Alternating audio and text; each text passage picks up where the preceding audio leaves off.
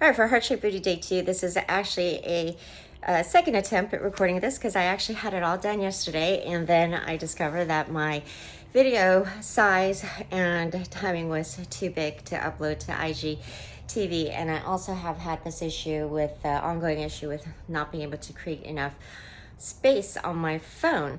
So also, I was also talking a little bit slower yesterday intentionally because of something my sister said. She said, "Why do you talk so fast in your videos?" And I said, "Because if I talk slower, I don't like the way I sound."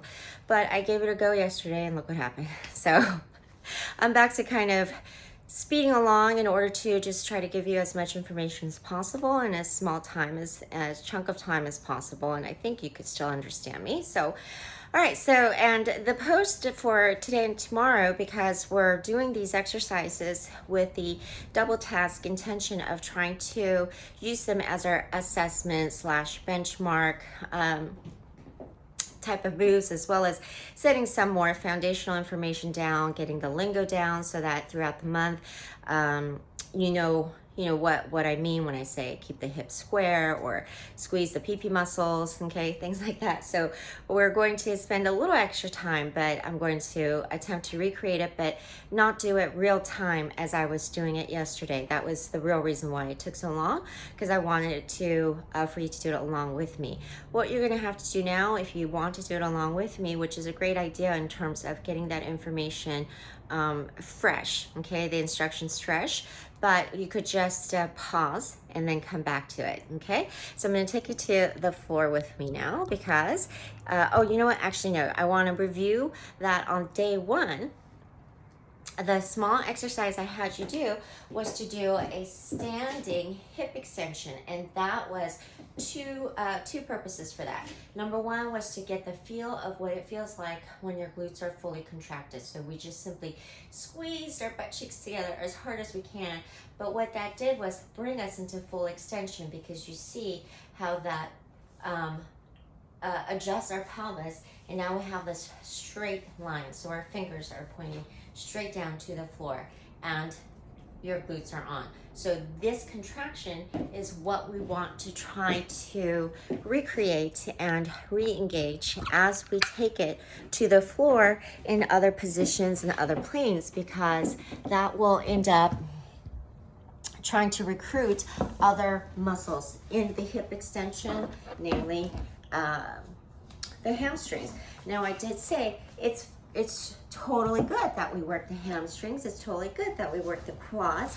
All the muscles need and should be worked. But what we're doing here for the assessment purposes is we want to make sure that we have the mind-body connection in order to activate the glutes, number one, and then to activate them when we need to, okay? So the glutes should be driving the hip extension, not the hamstrings.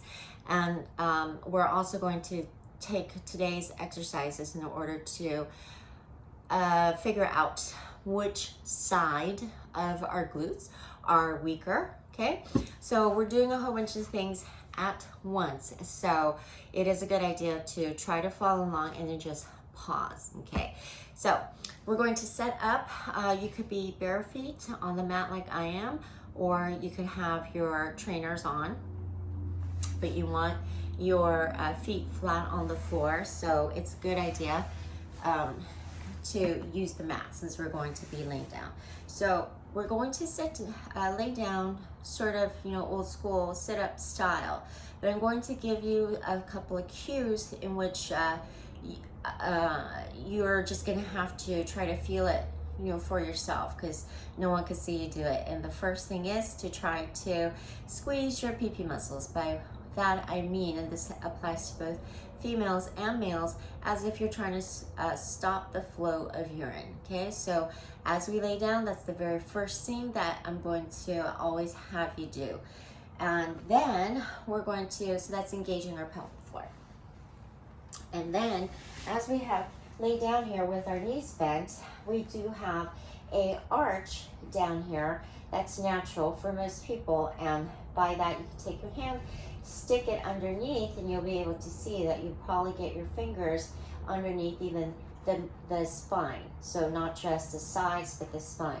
What we want to do after we squeeze the PP muscles is to press our abs down to the floor so that you can no longer stick your fingers in there, okay? This is key. This is kind of it's going to make the difference in how well you're able to work the glutes.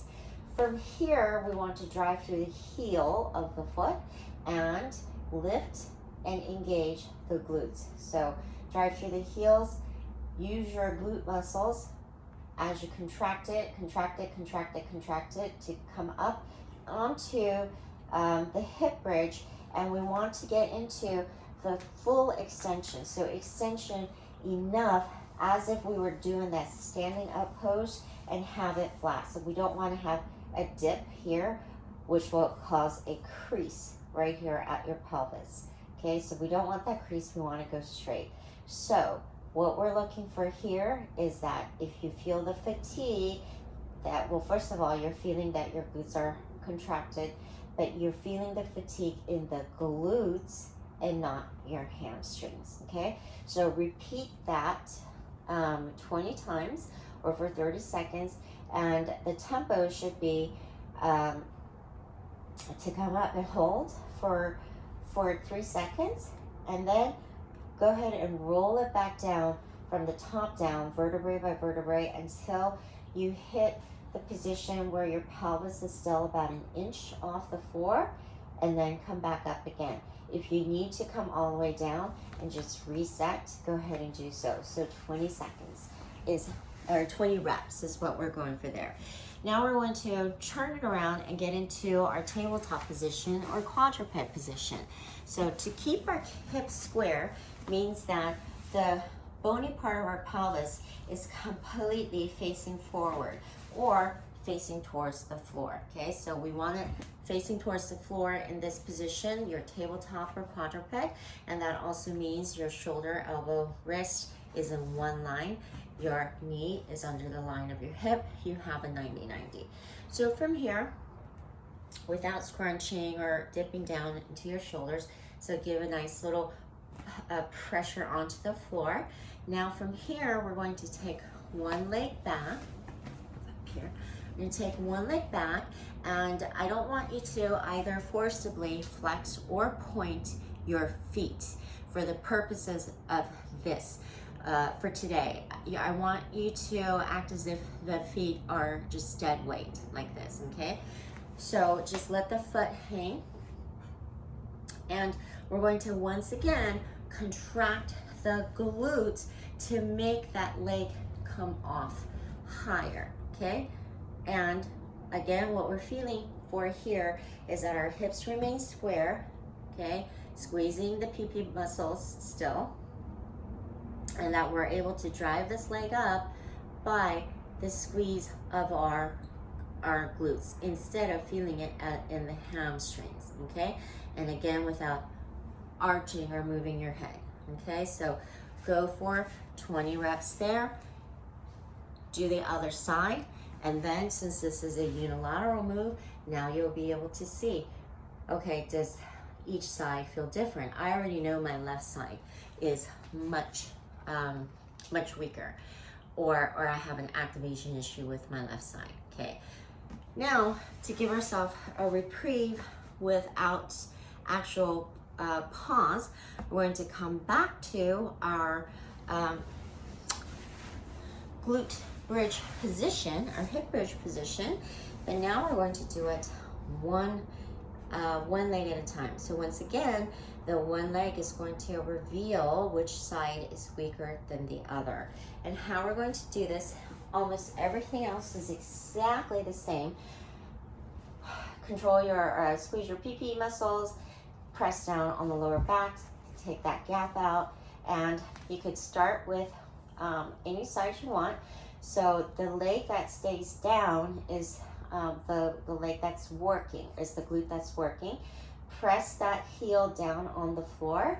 Again, we're going to perform the same glute bridge, but we're going to bring this leg up 90-90 and then just keep it there, okay? We're going to try not to put any sort of pressure or strength on this leg.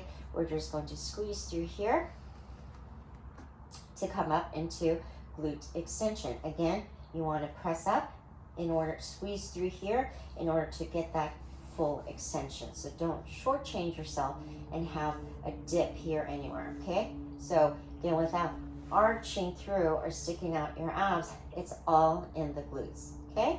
So do that for 10 reps each, or to failure, or for 30 seconds on both sides. Then after that, as the last one, we're going to come back to quadruped again. We're switching in order to be able to, when we're working one side and switch to the other, you're getting a break on that side and vice versa, so we don't have to take a complete break. All right, so now we're going to do the similar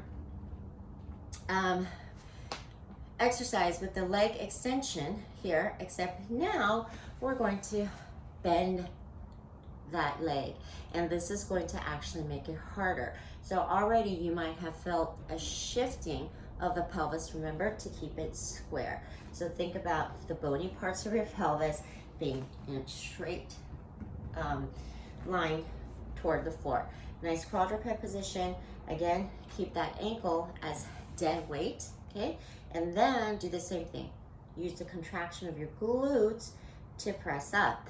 Now again, if you're feeling that it's your hamstrings that cramp up and not your glutes, or your hamstrings before your glutes, then that means you're not activating enough.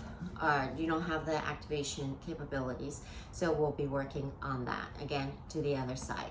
And so that will take you through the exercises for today.